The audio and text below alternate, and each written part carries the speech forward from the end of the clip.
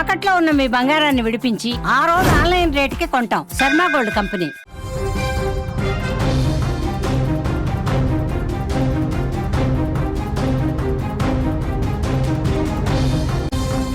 Saudi ప్రమాదం తీవ్ర విషాదాన్ని నింపిందని చెప్పుకోవచ్చు. 45 మంది హైదరాబాద్ వాసులు మృతి చెందారు. ఈ ఘటనలో షోయబ్ అనే యువకుడు మాత్రమే క్షేమంగా బయటపడ్డాడు. గాయాలతో షోయబ్ చికిత్స పొందుతున్నట్లుగా తెలుస్తోంది.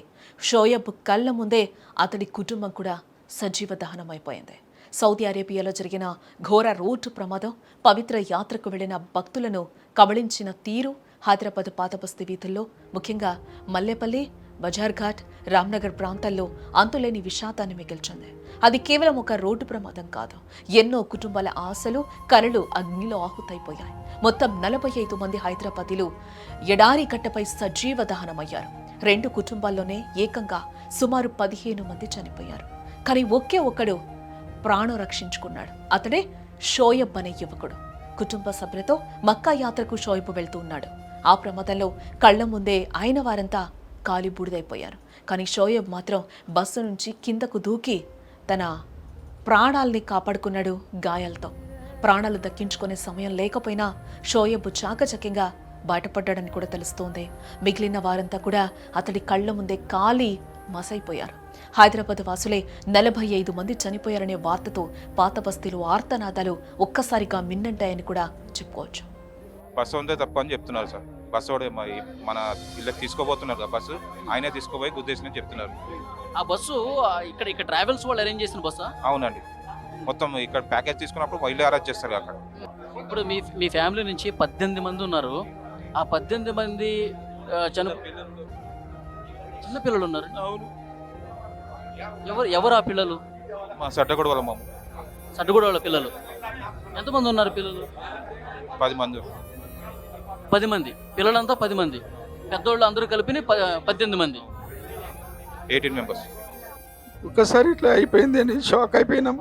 వస్తే ఉప్పల దగ్గర పడిపోయినా. నేను తెలిసింది నాకు ఇట్లా అయింది అంటే కింద పడిపోయినా.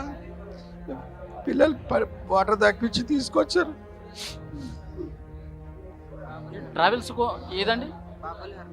బాబుల్ హర్మేన్ అంబర్పేటలో ఉంది ఒకటి, మైదీపట్నంలో ఒకటి బ్రాంచ్ ఉంది.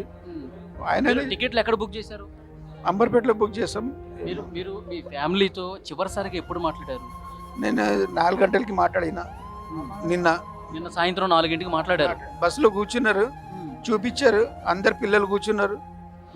అందరు పిల్లలతో వీడియో కాల్ మాట్లాడినారు. అంత అడిగినారు ఇంటి విషయం, పాపకి ఎట్లా చూసుకుంటున్నారు ఏంటి అని చెప్పిన. వంట చేసిస్తున్నా, అన్ని చేస్తున్నా అని అన్ని చెప్పిన. చాలా ఖుషి అయిపోయింది. మంచిగా చూసుకోమన్నారు, అంతే. అదే మాట లాస్ట్.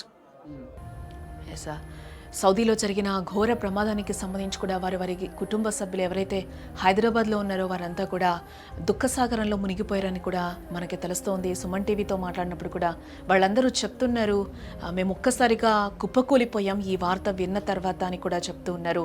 ఇక్కడి నుంచి ఆ బస్సు డ్రైవర్ ఎవరైతే ఉన్నారో అతనిదే మిస్టేక్గా కూడా మాకు తెలుస్తూ ఉంది అని కూడా వాళ్ళ రోదనలు అక్కడ మిన్నంటాయని కూడా చెప్పుకోవచ్చు. ఇలాంటి ప్రమాదం ఎక్కడ కూడా చోటు చేసుకోకూడదు, ఏ కుటుంబానికి కూడా ఇలాంటివి జరగకూడదు అనేది కూడా వాళ్ళు చెప్తున్న సందర్భం అయితే అక్కడ కనిపిస్తోంది.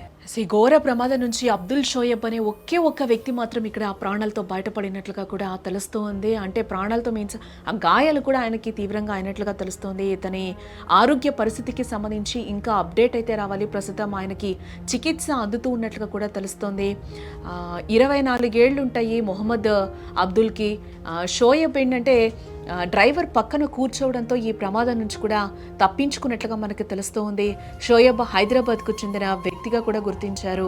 గాయాలపాలైన షోయబ్ని అయితే ప్రస్తుతం హాస్పిటల్లో చేర్చారు. అయితే అతని ఆరోగ్య పరిస్థితికి సంబంధించి అయితే ఇప్పటి వరకు పూర్తి సమాచారం అయితే బయటకు రాలేని పరిస్థితి అయితే కనిపిస్తూ ఉంది. కాగా ఈ ప్రమాదంలో షోయబ్ కుటుంబ సభ్యులందరూ కూడా చనిపోయినట్లుగా అయితే మనకి తెలుస్తోంది. హైదరాబాద్ నుంచి మొత్తం 54 మంది నవంబర్ 9వ తేదీన జెడ్డాకు బయలుదేరి వెళ్లారు.